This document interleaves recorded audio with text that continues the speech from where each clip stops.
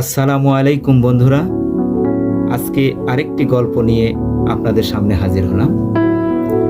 এক দরবেশ তার শাগির্দকে নিয়ে একটা সফরে বের হলেন। বনের মধ্যে দিয়ে যাচ্ছিলেন।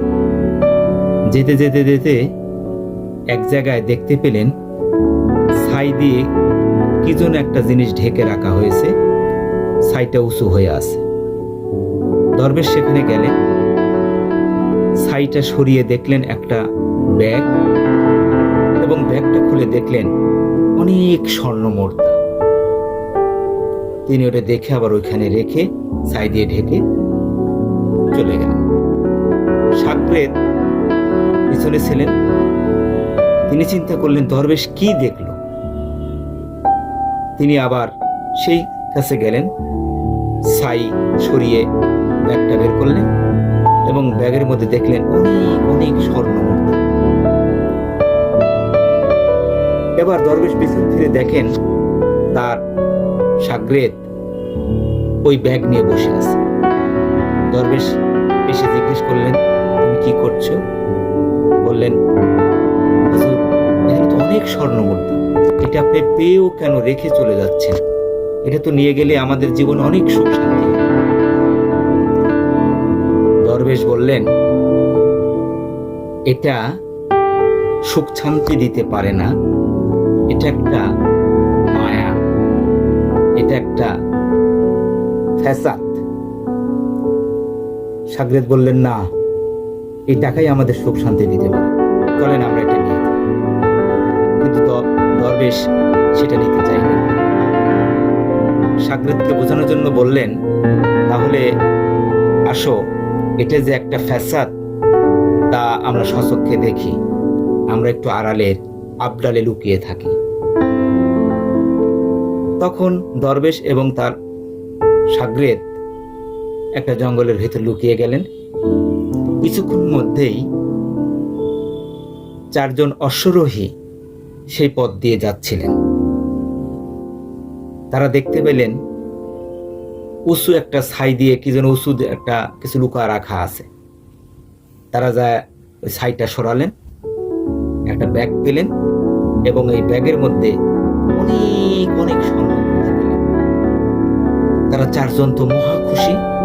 এবার তারা অনেক ধনী হতে পারবে, অনেক বড় বড় বাড়ি বানাবে, গাড়ি কিনবে। এই চিন্তা করে তারা ঠিক করলেন, আমরা চারজনে টাকা ভাগ করে নেব। তো অনেক পরিশ্রম হয়েছে। তারা বললো যে দুইজনকে বাজারে পাঠাই, ওরা খাবার কিনে নিয়ে আসুক, তারপর আমরা খেয়ে দে, তারপরে টাকাগুলো ভাগ করে নিয়ে চলে যাব। দুইজন বাজারে গেলেন আর দুইজন টাকার ব্যাগ নিয়ে পাহারা দিয়ে বসে থাকলেন। যে দুইজন বাজারে খাবার আনতে গেলেন, তারা দুইজনে আবার একটা সলা পরামর্শ করলো, দেখো বন্ধু, আমরা দুইজনে কিন্তু অনেক টাকার মালিক হয়ে যেতে পারি। অপর বন্ধু বলল, কিভাবে? চলো আমরা খাবারে বিষ মিশিয়ে দিই, এই খাবারটা নিয়ে যে যখন আমরা তাদের খাওয়াবো, ওই দুজন মারা যাবে, তখন আমরা টাকাগুলো ভাগ করে নেব। তখন অপর বন্ধুর এই বুদ্ধিটা খুব ভালো লাগলো। তারা দুইজনে খেয়ে দিয়ে অপর দুইজনের জন্য ভাত এবং তরকারি সাজিয়ে নিলেন এবং সেখানে বিষ প্রয়োগ করলেন। এদিকে যে দুইজন টাকার ব্যাগ নিয়ে টাকাকে পাহারা দিয়ে বসেছিলেন, তারা দুইজনও একটা পরামর্শ করলেন যে, বন্ধু, আমরা ইচ্ছা করলে এই দুইজনেই এই টাকার মালিক হতে পারি। অপর বন্ধু বললেন, কিভাবে? যাদেরকে আমরা খাদ্য আনতে পাঠিয়েছি, ওরা আসলেই আমরা দুইজনই তাদেরকে গুলি করে মেরে ফেলব, তাহলে ওরা মারা গেলেই দুজন আমরা টাকার মালিক। অপর বন্ধু রাজি হয়ে গেলেন। যাই হোক, এদিকে দরবেশ এবং তার শাগরেদ সবকিছু পর্যবেক্ষণ করছেন। ইতিমধ্যে ওই দুইজন বিষ মিশ্রিত ভাত নিয়ে এসে হাজির হলেন। এরা তাৎক্ষণিকভাবে গুলি করে ওই দুজনকে মেরে ফেললেন। এই দুইজন এখন চিন্তা করলেন, মহা খুশি, লক্ষ লক্ষ স্বর্ণ মুদ্রা, আমরা দুজনে মালিক হতে পারবো, তার আগে ভালো খাবারটা খেয়ে নিই। এই মানে দুইজনে খাবারটা মনের খুশিতে খেয়ে নিলেন কিন্তু খাবারে বিষ প্রয়োগ করা ছিল, সেই কারণে 2 জনের মৃত্যু হলো। 4 জন আর কেউ টাকা নিতে পারলেন না।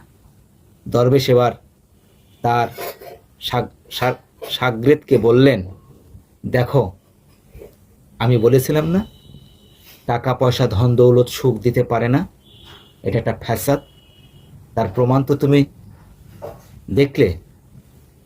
শাগরেদ বলল, সরি মুসাফির, আমি আপনাকে চিনতে ভুল করেছি। এই গল্পের থেকে এটাই বোঝা যায়, ধন সম্পদের প্রতি অতি লোভ হয়ে গেলে সুখ আসে না। সুখ আসে একে অপরকে ভালোবাসার মধ্য দিয়ে। ভিডিওটি ভালো লাগলে লাইক করবেন, কমেন্ট করবেন এবং অন্যকে দেখার জন্য শেয়ার করে দিবেন। সবাইকে ধন্যবাদ।